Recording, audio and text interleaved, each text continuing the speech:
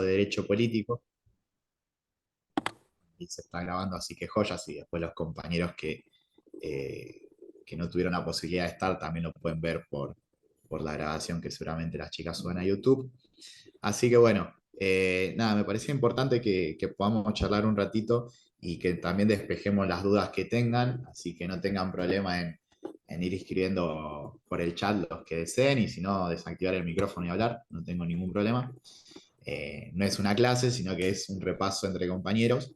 Eh, y bueno, me toca a mí la parte de llevar adelante un poco el repaso. Pero bueno, vamos a ir, si les parece, por el programa punto por punto, o más o menos la generalidad.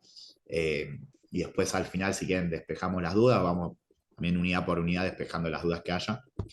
Eh, Primera pregunta que les hago para ver este tema. Unidad uno era todo lo que era política, filosofía Ok, política, ok, derecho sí. político, ¿verdad?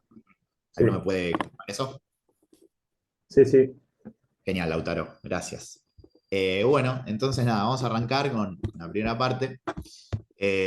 Ustedes saben que, bueno, que la política, más ahora año de elecciones, se va a hablar mucho. Eh, bueno, ahí cuando nosotros hablamos de la política en su generalidad, siempre tenemos que ver que la política en realidad es una actividad social. O sea, que lo que vamos a ver ahora en el proceso de elecciones es una lucha por el poder. Entonces, cuando nosotros hablamos de política, hablamos de la lucha por el poder. La actividad social de la política es la lucha por el poder. Y bueno, y ahí vamos a arrancar a ver diferentes definiciones de lo que es la política. Algunos van a decir que es una relación de mando y obediencia, otros van a decir, y esto después lo vamos a ver más un poco detallado con los contractualistas, que es el arte de gobernar y dar leyes para establecer un orden y conservar el orden y la seguridad, digamos, ¿no? Que bueno, si nos remontamos a Rousseau, a Hobbes y a Locke, era esto de, bueno, necesitamos un Estado para tener cierta seguridad, cierto orden y poder vivir en paz. Pero bueno, generalmente cuando se habla de política nos remontamos a la antigua Grecia, nos remontamos a Aristóteles y hablamos de que el hombre es un animal político. Entonces, esa persona que te dice, yo no me gusta la política, no soy político, no hago política, en realidad todo el tiempo estamos haciendo política. Hacemos política de cuando nos levantamos en nuestra casa, nos cepillamos los dientes, nos lavamos la cara, vamos a la facultad, volvemos, trabajamos o no, pero toda nuestra vida es política porque somos seres sociales. Entonces, el hombre, en su generalidad, hombres y mujeres, nacen, se desarrollan dentro de una sociedad, o sea, no existimos fuera de la sociedad. Por eso somos seres políticos. Eh, y ahí tenemos que diferenciar dos conceptos importantes. Por un lado, los hechos políticos y por otro lado, los procesos políticos. O sea, un hecho político es algo puntual, es algo aislado, que es irrepetible, porque no se va a dar nunca de la misma manera y es único. No sé, la Revolución Francesa es un hecho político porque el 15 de julio de 1789 se tomó la Bastilla. No va a haber otro 15 de julio de 1789 y no se va a dar la toma de la Bastilla de la misma manera, aunque se tome otra vez.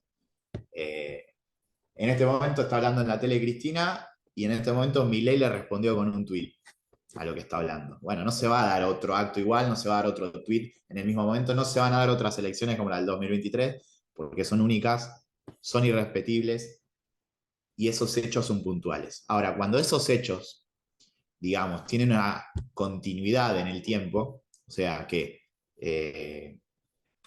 por ejemplo, si remontamos otra vez a la Revolución Francesa, tenemos la Revolución de 1789 en Francia, tuvimos antes la de Estados Unidos, acá en Argentina la tuvimos en el Virreinato en 1810, bueno, ahí ya no hablamos de un hecho aislado, porque son muchas cuestiones iguales que se van dando de forma similares y que tienen un hilo conductor, o sea que hay una mirada progresiva de la historia, que no hablamos en este caso de hechos puntuales, sino que hablamos de un proceso político.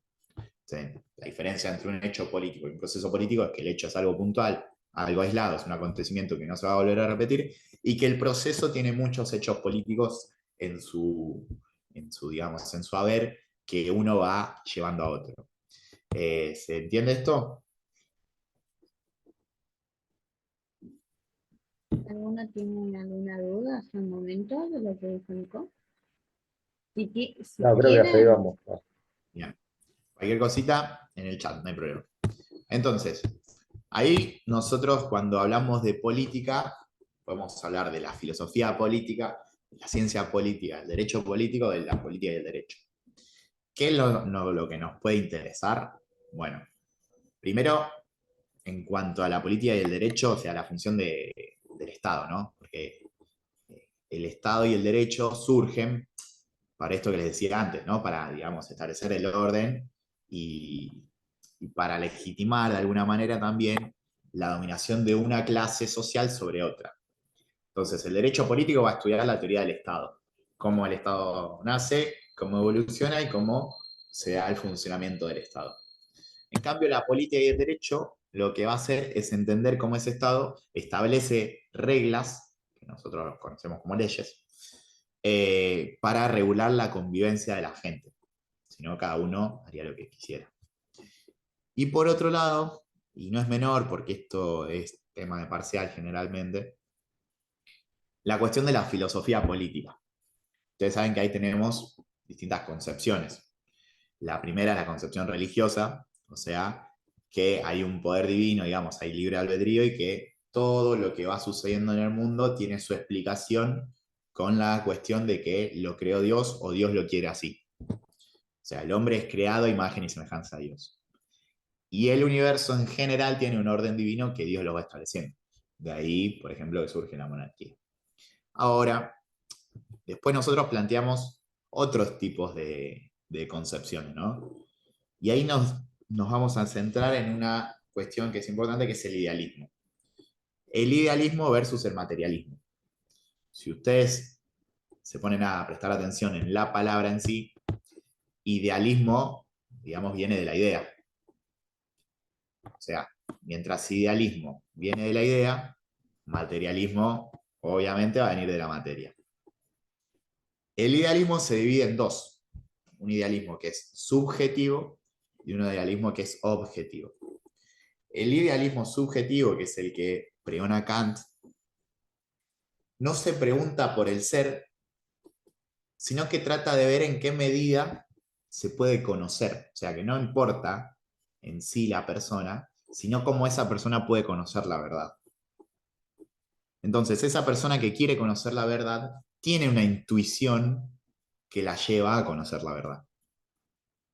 Por eso, digamos, el espíritu debe ser afectado por los objetos, digamos, ¿no? Entonces, ¿cuál es la verdad? Bueno, está ahí. Yo tengo una intuición de ir a encontrarla, de ir a buscarla, y entiendo que va por acá, entonces voy a tratar de buscarla por este lado, la verdad. Por eso parte de mí, porque es subjetivo. Pero no se enfoca solo en mí, sino en qué medida yo puedo conocer a ese objeto. Por otro lado, el idealismo objetivo, que es el de Hegel, dice que solo se puede conocer y comprender la verdadera realidad, su necesidad y su fin.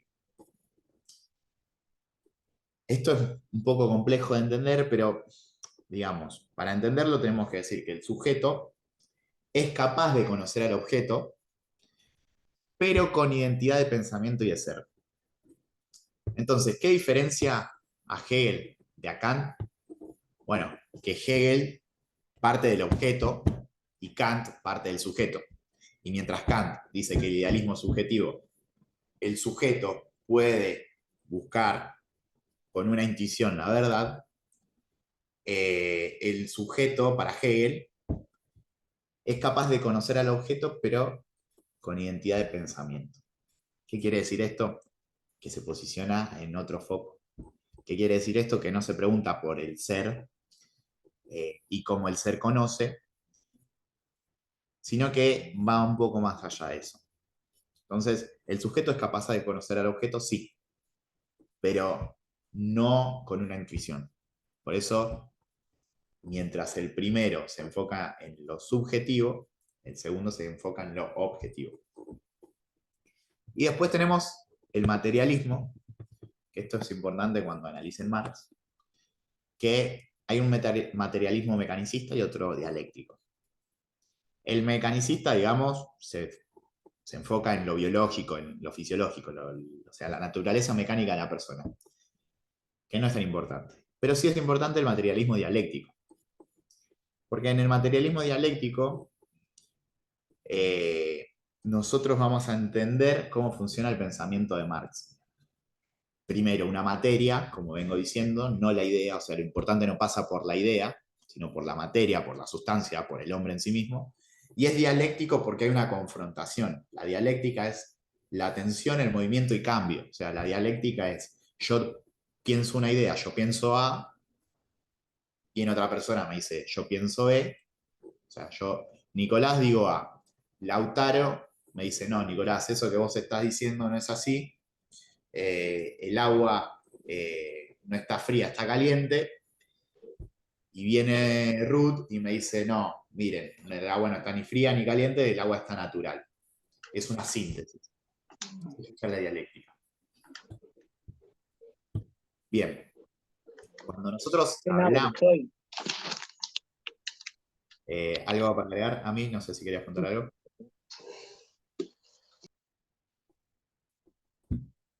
Okay. Cuando nosotros hablamos de la dialéctica, ahí hablamos de la lógica de la dialéctica. Entonces, ¿qué es esto que plantea Marx? Es una tesis, una afirmación. Yo digo, el agua es fría. Lautaro viene, me dice, el agua es caliente. O sea, es la afirmación mía, la negación y la negación de la negación. En síntesis, tesis, antítesis y síntesis. Uno dice A, el otro dice B y viene alguien que dice C. Entonces ahí tenemos una tensión, un movimiento y un cambio. La tensión entre el que dice A y B y el movimiento que lleva el cambio de, bueno, generamos esta síntesis. ¿Cuál es la lógica de la dialéctica? La lógica de la dialéctica es entender que las cosas son dinámicas. O sea,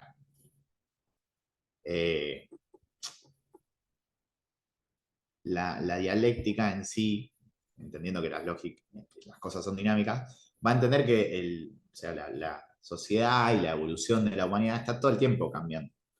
Entonces no nos podemos, digamos, no podemos aferrarnos a la idea de que todo permanece siempre de la misma manera. De hecho, Marx decía, todo fluye, todo cambia, nada se mantiene idéntico a sí mismo, retomando un poco a Hegel. Y acá es cuando hay un divorcio del mundo real del ideal. Volvemos a la cuestión del idealismo y del materialismo. Idealismo, idea, materialismo, materia. Entonces se divorcia lo ideal de lo real.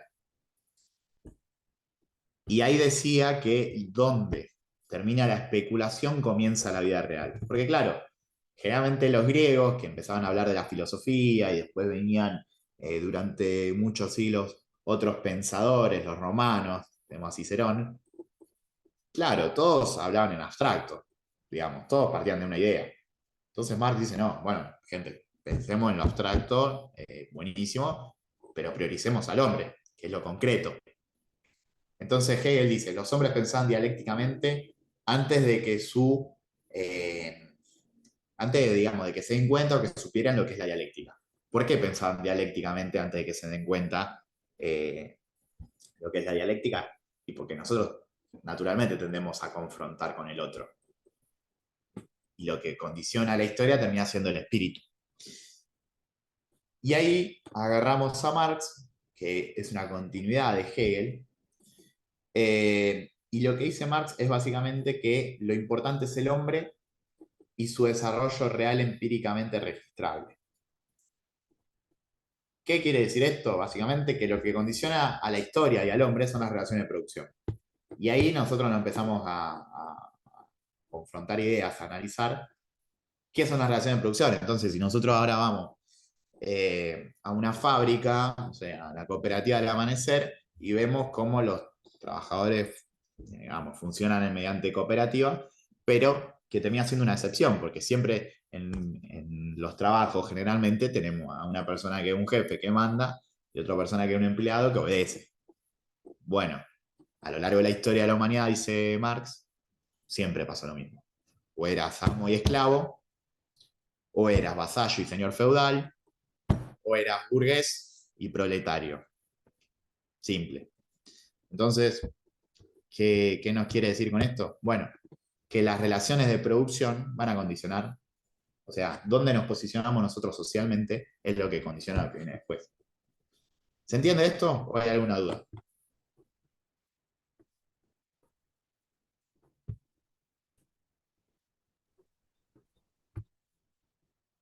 Ah, creo que hasta ahí vamos, no sé, los demás. Bien, ¿Qué Oriana escribió? ¿Podrías repetir? ¿A qué te referís, Oriana? ¿a qué van las relaciones de producción? Ok. Una relación de producción, digamos, es una relación entre alguien que tiene los medios de producción, o sea, el que tiene el poder, y alguien que tiene la fuerza de trabajo. Cuando viene la doble revolución, sobre todo la revolución industrial, que es la más importante en términos económicos, el burgués, el que era el comerciante, tenía a cargo los medios de producción. Entonces, ¿qué hace el burgués? Pone una máquina acá, una máquina acá, una máquina acá, y pone una fábrica. Entonces, al ser el dueño de la fábrica y ser el dueño de los medios de producción, es quien tiene el poder en una relación de producción. ¿Y qué va a decir? Bueno, para que funcionen las máquinas necesitamos gente, necesitamos mano de obra. Bueno, yo te doy un salario mínimo para que subsistas, dice Marx, y vos trabajás y haces funcionar la máquina y la fábrica. Entonces ahí se produce una relación de producción entre alguien que es empleado, que tiene la fuerza de trabajo, y alguien que es empleador, que tiene los medios de producción. Y ahí, en esa relación, uno que quiere algo y otro que quiere otra cosa, se entrelazan y se produce una relación de producción. ¿Se entiende, Ori?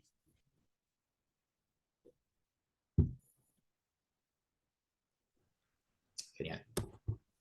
Buenísimo. Bueno, después nosotros lo que tenemos, esto también es tomable, esto apréndanselo, que es la cuestión de la comunidad primitiva. Digamos, la comunidad primitiva tenemos que diferenciar tres etapas, digamos. En la primera etapa, lo que sucede es que el hombre vive, digamos, con los productos que él tiene a su alcance en la naturaleza.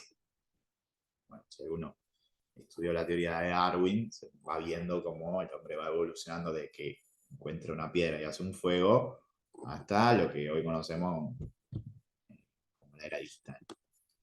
Pero bueno, se dice que el salvajismo, que es la primera etapa, es la infancia del género humano. ¿Por qué? Porque ahí encontramos en el salvajismo tres estadios, que es el inferior, el medio y el superior. Entonces, el hombre, de alguna forma, en el género humano, tiene una infancia que lo que hace es vivir con los productos que en la naturaleza ya da hechos. O sea, vive con lo que tiene a su alcance. Ya en el medio, en el salvajismo, empiezan a ser un poquito más independientes del clima, obviamente, porque antes recuerden que si vos vivías en tal lugar y en ese momento era aridez, o todo lo contrario, era abundante lluvia, vos no tenías formas de producir. Bueno, entonces era muy dependiente de lo que pasaba con respecto al clima. Pero bueno, ya en el medio del salvajismo empieza a ser un poquito más independiente y empieza a ser importante la cuestión esta que hablamos, ¿no? La piedra que genera el fuego y el pescado y todo lo que implica su, digamos, su subsistencia. Ahora, ya en la etapa superior del salvajismo, el hombre ya tiene otro alcance. Ya se desarrolla el arco y la flecha, ya hay aldeas y ya hay cuestiones propias de una etapa de producción, de una primera etapa de producción. Eso desde el salvajismo. Después tenés la barbarie. Cuando hablamos de salvajismo es, digamos, matar animales para vivir, usar los productos de la naturaleza. Ya cuando hablamos de barbarie, hay otra. El hombre empieza a humanizarse o a civilizarse más, como lo conocemos hoy en términos siglo XXI. Pero lo importante ahí es que aparece la ganadería y la agricultura. Es decir, se incrementa la producción de la naturaleza a través del trabajo humano. Porque antes, bueno, agarro una manzana al árbol, la como, se terminó la historia. Cazo un pez, un pescado, me lo como, se terminó la historia. Bueno, ahora el hombre empieza a meter mano. Hay un trabajo del hombre. En la inferior, de hecho, nace la alfarería, se empiezan a domesticar animales, se cultivan plantas. Ya en el medio hay domesticación de animales en lo que es el este, digamos, de lo que sería Oriente, y cultivo de hortalizas en el oeste. Y en la etapa superior de la barbarie ya tenemos o sea, una sociedad mucho más evolucionada. Sociedad, porque todavía no es comunidad, no hablamos de sociedad, o sea, es comunidad, perdón, no hablamos de sociedad todavía. Comunidad sí, porque es comunidad primitiva. De hecho, de esto estamos hablando. Entonces ahí se empieza a desarrollar el hierro, la escritura, la agricultura, y empieza a aumentar la producción y la población, que no es menor. Entonces, cuando aumenta la población, esto es un detalle muy importante, cuando aumenta la población, vos tenés una cuestión que es central. Cuanto más gente hay, a ver, pensemos entre todos, cuanto más gente hay, ponele que vamos a cursar Derecho Político y en vez de ser 30 en una comisión, somos 70. O vamos a la facultad y en vez de ser 500 ingresantes, somos 1000 ingresantes. ¿Qué tiene que generar la facultad para que esos 1000 ingresantes puedan convivir? ¿Qué se les ocurre?